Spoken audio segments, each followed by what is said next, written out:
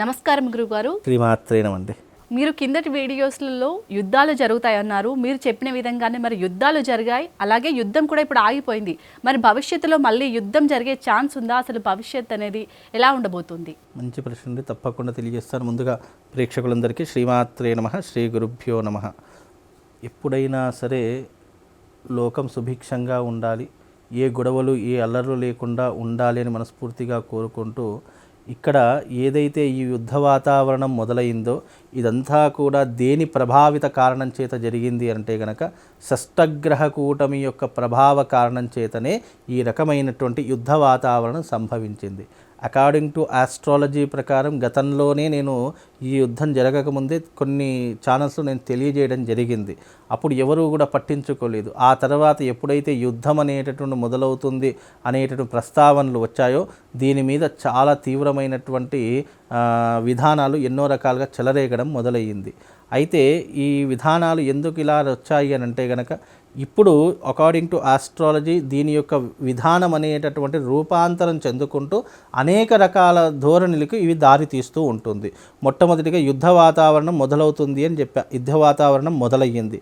దాని తర్వాత ప్రజలందరూ కూడా ఎన్నో రకాలైనటువంటి ఇబ్బందులు పడతారు అని చెప్పి ఇబ్బందులు పడుతూనే ఉంటున్నారు. అదే రకంగా ఇప్పుడు రాబోయేటటువంటి మళ్ళీ ఈ యొక్క 3 నెలల్లో ఏ రకమైనటువంటి యుద్ధ వాతావరణం మొదలవుతుంది అని అంటే కనుక ప్రజల్లో తీవ్రమైనటువంటి అల్లకల్లోలాలు మొదలవుతాయి, మత విద్వేషాలు మొదలవుతాయి. అలాగే భారత్కు పాక్కు మధ్య యుద్ధ వాతావరణం ఇంకా 3 నెలల పాటు అది కొనసాగుతూనే ఉంటుంది. అది ఒకరు ఆపితేనో లేదా ఆపేద్దామని అనుకోవడంతోనో ఇది ఆగడమైతే జరగదు. మన వాళ్ళు సైలెంట్గా ఉన్నా మన వాళ్ళని అస్సలు సైలెంట్గా కూర్చొనివ్వనటువంటి దేశం పాకిస్తాన్. అక్కడ ఉన్నటువంటి వాళ్ళు ఏదో ఒక రాయి వేసేసి మన మీద అంటే మన యొక్క సహనాన్ని పరీక్షించేటటువంటి తాకిడికి వాళ్ళు ఎన్నో రకాలుగా కృషి చేస్తూ ఉంటారు. అంటే మన సహనాన్ని పరీక్షిస్తూ ఉంటారు. ఆ సహనం పరీక్షించుతున్నంత కాలము వాళ్ళు అక్కడ ఎన్ని వేసినా మనం ఇక్కడ ప్రశాంతంగానే కూర్చోం. కానీ ఒక్కసారి విజృంభించడం మొదలయ్యింది అంటే దాన్ని ఆపడం ఎవరి తరం కాదు. ఆల్రెడీ ఒక యుద్ధ వాతావరణం అనేటటువంటిది మొదలయ్యింది. దీన్ని ఇంకా 3 నెలల పాటు ఇంకా పొడిగించేటటువంటి అవకాశాలే ఉన్నాయి తప్ప అప్పుడే ఇది సద్దుమణిగేటటువంటి అంశాలైతే కనిపించడం లేదు అకార్డింగ్ టు ఆస్ట్రాలజీ. అలాగే ఇంకా ఎలాంటి పరిణామాలు జరుగుతాయి అని అంటే గనక భారత్కి పాక్కి మధ్య ఎన్నో రకాలైనటువంటి విద్వేషాలు మొదలవుతాయి, డిమాండ్లు పెరిగిపోతాయి. అదే రకంగా వాళ్లకు మనతో యుద్ధం చేయాలి అనేటటువంటి ఆలోచన భయాందోళనగా మారిపోతుంది. దాని కారణం చేత అక్కడ ఉన్నటువంటి సైనికులు ఎంతోమంది బాధపడుతూ ఉంటారు. ఎన్నో రకాలైనటువంటి అంటే రాజీనామా చేసి ఇంటికి వెళ్ళి కూర్చుంటారు తప్ప మనతో యుద్ధం చేయడానికి భయపడిపోతూ ఉంటారు. ఇలాంటి పరిణామాలు కూడా జరుగుతూ ఉంటాయి.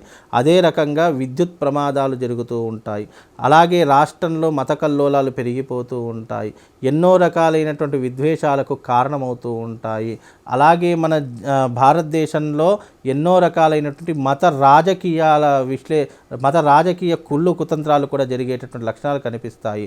అలాగే పార్టీలు విలీనం కావడం కానీ లేదా ఒక పార్టీలో ఒక ముఖ్య నేత దిగిపోవడం కానీ గద్దె దిగిపోవడం కానీ ఇలాంటివి ఎక్కువగా జరిగేటటువంటి లక్షణాలు ఈ షష్టగ్రహ కూటమి వల్ల ఏర్పడుతూ ఉంటాయి.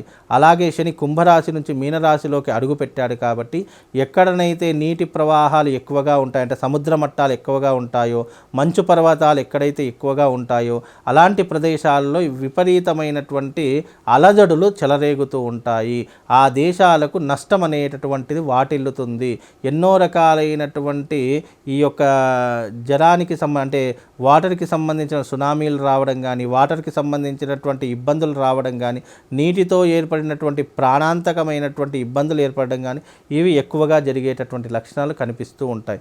కనుక రాబోయేటటువంటి రోజులు ఇంకా గడ్డు కాలమే తప్ప మనకు అంత ప్రశాంతంగా కూర్చుండేటటువంటి విధానాలు మనకు చాలా తక్కువగా కనిపిస్తున్నాయి. ఇది దాదాపుగా ఇంకా 3 నెలల వరకు దీని యొక్క పరిణామము దీని యొక్క విధానం ఇంకా నడుస్తూనే ఉంటుంది. ఇది ఇప్పుడప్పుడే సద్దుమణిగేటటువంటి అవకాశం లేదు. కాబట్టి ప్రజలే అప్రమత్తంగా ఉండాలి. వీలైనంత వరకు ఓపిక సహనంతో ఉంటే గనక మనకు అన్ని రకాలుగా మేలు జరిగే అవకాశం ఉంటుంది. అనవసరమైనటువంటి విషయాలకు యాగ్జైటింగ్ కాకుండా వీలైనంత వరకు ఆలోచించి నిర్ణయం తీసుకునేటటువంటి అవసరం మనకు ఎంతైనా ఉంటుంది. అలాగే మనం ఎంత అప్రమత్తంగా ఉన్నా కొత్త వాళ్ళని ఎప్పుడు కూడా నమ్మకూడదు. కొత్త వాళ్ళు మనతో పరిచయాలు పెంచుకోవాలని ఆలోచన చేస్తూ ఉంటారు. 1కి 10 సార్లు ఆలోచన చేసి నిర్ణయం తీసుకోవాల్సి ఉంటుంది. అలాగే ఈ షష్టగ్రహ కూటమి అకార్డింగ్ టు ఆస్ట్రాలజీ ప్రకారం మన దేశ ఎకనామిక్ కూడా పడిపోయేటటువంటి అవకాశాలు చాలా ఎక్కువగా కనిపిస్తూ ఉన్నాయి. ఆర్థిక మాన్య విషయాల్లో కానీ ఆర్థిక వ్యవహారాదులలో కానీ కొంతవరకు నష్టపోయేటటువంటి సూచనలు కూడా మన యొక్క దేశంలో కనిపించబోతున్నాయి. కనుక ఎంతవరకైనా సరే జాగ్రత్తగా ఉండే ప్రయత్నం చేసుకోవడం చాలా మంచిది. ఇది ఎప్పటికైనా సద్దుమణిగేటటువంటిదే, కానీ దానికి ఇంకా టైమ్ ఆఫ్ పీరియడ్ అనేది పడుతూ ఉంటుంది. అప్పటి వరకు యుద్ధ వాతావరణం అయితే కొనసాగుతూనే ఉంటుంది. ఇంకా ఇది ఎంతవరకు తీసుకెళ్తుంది అనేటటువంటిది నేచర్ విల్ బి డిసైడ్. కాబట్టి దీనికి చాలా మట్టుకు మనందరం కూడా శాంతియుతంగా ఉండేసి దీన్ని ఏ రకంగా ఎదుర్కోవాలి అనేటటువంటి యుద్ధ నైపుణ్య వాతావరణంలో ఉన్నటువంటి దేశ ప్రజలు కానీ దీనికి ప్రధానమైనటువంటి నాయకులు కానీ ఆలోచన చేసి నిర్ణయం తీసుకోవడం చాలా ఉత్తమమైనటువంటి పని. కాబట్టి దీని యొక్క అకార్డింగ్ టు ఆస్ట్రాలజీ ప్రకారం ఇప్పుడున్నటువంటి తరహాలో మనకు కొన్ని తీవ్రమైనటువంటి ఇబ్బందులు అయితే తప్పకుండా ఏర్పడతాయి. అది ఆర్థిక పరంగా కావచ్చు, అంటే దేశ ఆర్థిక వ్యవస్థ దెబ్బతినడం కావచ్చు, లేదా ప్రాణాంతకమైనటువంటి ఎన్నో రకాలైనటువంటి జబ్బులు రావచ్చు, లేదా మనకు పాకిస్తాన్కి భారత్కి మధ్య అనేక రకాలుగా యుద్ధ వాతావరణం ఇంకా తీవ్ర స్థాయికి వెళ్ళేటటువంటి లక్షణాలు తప్పకుండా కనిపిస్తూ ఉంటాయి. రాష్ట్ర రాజకీయాల్లో ఎన్నో రకాల మనం చూడలేనటువంటి మార్పులు, వింతలు, విశేషాలు ఎన్నో రకాలుగా రాష్ట్ర రాజకీయాల్లో చోటు చేసుకుంటాయి. ఇవి రాసిపెట్టుకోండి. ఇవి జరిగేటటువంటి పరిణామాలు భవిష్యత్తులో ఇంకా ఇలాంటి పరిణామాలు ఎన్నో రకాలుగా జరుగుతాయి. లేదా దేశ రాష్ట్ర రాజకీయాల్లో ఎన్నో రకాలైనటువంటి విలీన పరిస్థితులు ఏర్పడతాయి. లేదా ఒక ప్రధానమైనటువంటి నాయకుడు గద్దెదిగిపోయి ఆ స్థానంలో మరొకరు వచ్చేటటువంటి అవకాశము తప్పకుండా మనకు కనిపిస్తుందండి. ఇది అకార్డింగ్ టు ఆస్ట్రాలజీ షష్టగ్రహ కూటమి యొక్క ప్రభావము. దీని యొక్క ప్రభావం ఇంకా 3 నెలల వరకు ఉంటుంది.